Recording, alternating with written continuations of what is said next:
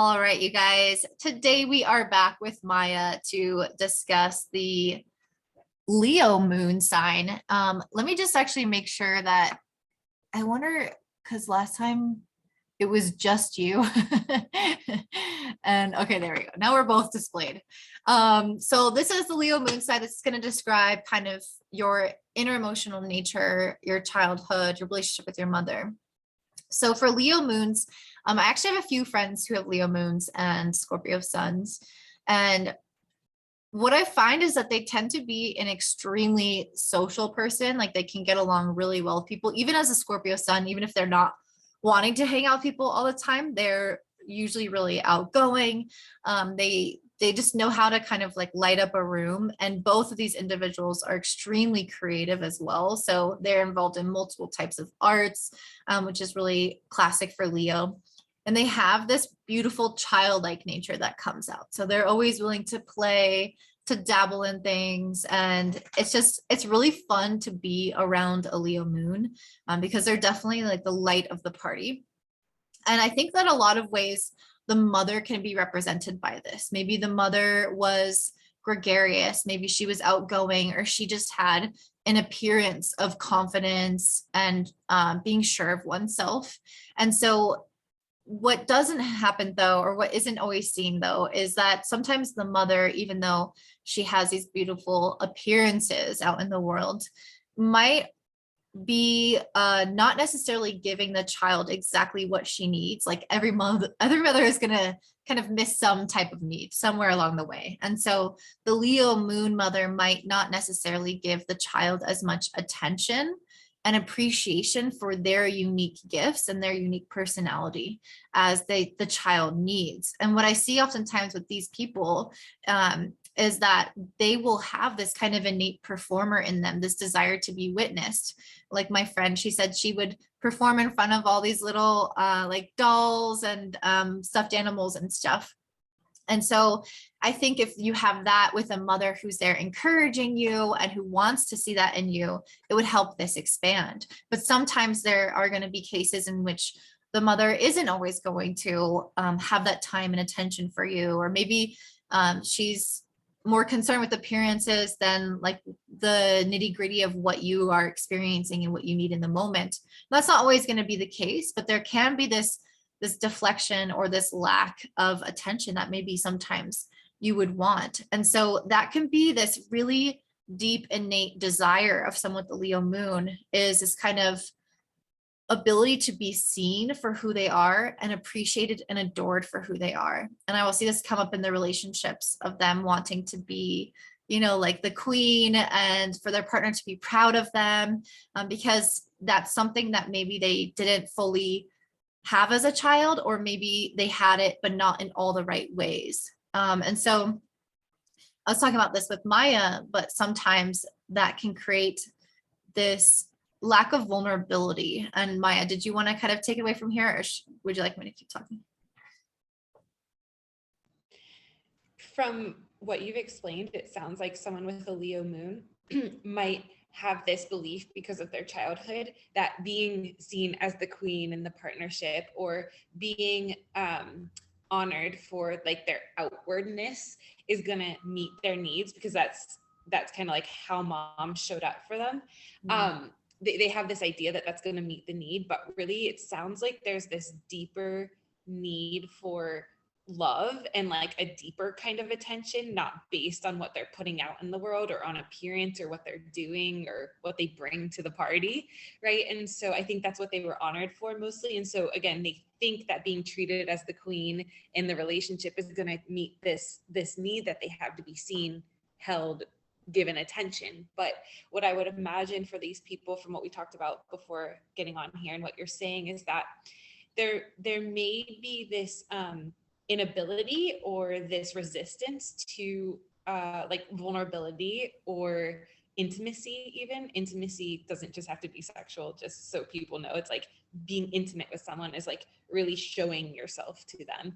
And I think what these people might not fully understand or might not fully get is that vulnerability and that intimacy is actually going to get them the love and the attention that they're really craving deep down, that mom wasn't able or available to give them. And so I guess my question would be like, what do you think is the block that stops these people from allowing themselves to get more intimate and be more vulnerable with people? I think that there's a level of pride that comes with Leo that may have fear around showing all facets of themselves, like themselves where that they feel like is maybe weaker or negative in some type of way. And so that pride kind of is up there to protect themselves, protect the image as well that the mother may have been really good at kind of preserving for herself. You can take that on internally and want to kind of be the strong one and the one who, you know, has it all together or whatever. Of course, depending on the rest of your chart, that will kind of differ, but it might be harder for you to let those walls down, let the pride go away so that you can fully be seen in all facets of the self. It could feel a little bit dangerous to do that. Yeah, it can feel dangerous to do that. And I think that there's like a rewriting that has to happen, maybe, where like pride has been this thing where you don't have problems, you always have your shit together, you like you're that outward appearance kind of pride. But there is also pride in having the courage to like own what's underneath that. I'm going to call it a mask. You can call it whatever you want. Like there's pride that comes from owning it, sharing it with somebody, having someone hold it, having someone show up for it, doing the work to move through whatever that deeper thing is. Like there's a different kind of pride that comes from that. And it seems like these people maybe weren't taught that there's pride in that too. And I think that this is such a common misconception, and you know, people probably know this already, but I think it's important to hone in on, is that so many people, and this is changing in society now, but so many people view vulnerability as weakness. And it's like what I say to everyone who has that kind of like come back to me when I talk about the need to be vulnerable is like, but people don't do it because it's so scary, right? And when things are scary and we do it, it takes a lot of courage. So how is it possible that being vulnerable is weakness? And so I think there's maybe, it sounds like this rewriting that has to happen, that there's a lot of courage and strength in going into our vulnerability and being intimate with people. And there's a lot of pride that comes from doing that. I love because that. it takes courage. Yeah. And I love that because Leo is this, like the courageous lion, right? It's the courageous sign. And it's also ruled over by the sun. And so that first point that you were making about there being a heavy emphasis on like what you do, what you contribute, the external, the appearance, like your identity in a way, rather than just like your emotions. Yeah. And the parts of you that are also really fleeting, because that's what the moon is. It's like, I am not my emotions, but those are still important. And it's like the focus can shift from the emotional nature, the fleeting nature, to the permanent self, or the self that's visible and external and associated with doing. And so so I think it's really interesting how you brought those two together, because that's exactly what's happening there.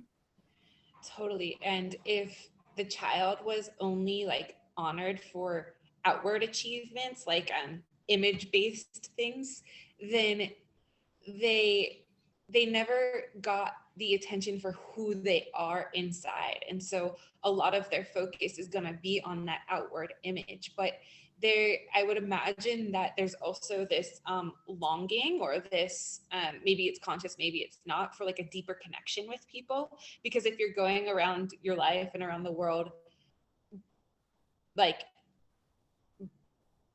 aiming for being respected or honored or given attention for what's outside of you, there's this connection piece missing, because you're not getting to like the humanness of you, what's inside, and the humanness of other people, because you're probably also looking at people based on their image rather than what's inside. And so it just feels like there's this craving for depth, but there's a little bit of a block to it, or a not knowing how to get there. And so that might be the work for people with this Leo moon, is that vulnerability, that intimacy, that seeing the depth in other people rather than the image-based stuff. Yeah. And this reminds me so much of the book I'm reading that you recommended, Nonviolent Communication. They like, Leo represents the leader, it's the king, right? So you don't necessarily see the king showing his vulnerability and showing his hand, because that's exactly how you get taken advantage of. And that can translate, I mean, as a nation, for example, but like that can translate when that's your moon sign, into holding on to that same kind of prestige or that leadership, or that, I want to hold my throne, but it's like it's completely useless for the moon. It's like the moon is meant to be vulnerable. The moon is meant to show up and show all sides. And in that book, The Nonviolent Communication, the man was talking to all these medical professionals who were on the board, who were talking to all these doctors, and they were trying to get them to change their point of view on a specific project. And the author of the book told them, well, why don't you come up there and tell them how nervous you are and how scared you are that they're not going to accept these changes. And they're like, we can't do that because we're professionals. I'm like, we're the authority figures. Like, we can't show that we are feeling this way and that there's a weakness in us. When in reality, it's like that's actually what made people go to their side and support them, because they saw that humanness in them as well. 100%. It's such a good example of this. And, like if you think of yourself, just last example of this, if you think of yourself and you have a boss, and that boss is always in this image performance way of being, as opposed to coming in one day and sharing, like, I'm going through something's happening in my family. I'm going to show up the best I can today, but I might be a little irritable or whatever it is. Like, there's going to be this respect that's formed there. And actually what that does is it gives everyone permission to be real and be human and be themselves. And I think that we all I think that most of us desire leaders who are more real like that. At least we're moving into a time, I think, where that's more desired. Yeah, that's beautiful. So yeah, so just to kind of wrap up, I think that, not having it all together is a good thing. Showing your hand, showing your vulnerability, showing your emotions, is really going to help you create that true intimacy that you want, and that finally, like, being able to be seen, which you may not have fully felt in childhood in the way that you needed or desired in every moment. And so when you allow someone in, when you allow someone to see all of you, I think it will finally satiate that side of yourself. So anything else you wanted to add, Maya, before we wrap up? No, that sounds really good. I think just like a way to practice this is just like, if you have a Leo moon and this resonates, like finding someone in your life that feels safe, like emotionally safe, and just starting to like open up and share yourself a little bit and just kind of like see how that feels. There might be fear there might be like, oh, this actually feels really good. And just kind of play with it with someone who feels safe, or if you're in therapy, that's a good place to do it too. Awesome. And if someone wants to work with you, how can they find you and what do you offer? Yeah, so I offer couples sessions and one-on-one sessions, and you can email me and I do a free consultation. So my email is mayanicolehealing@gmail.com. Awesome. Thank you guys. Hope you have a great day. Bye.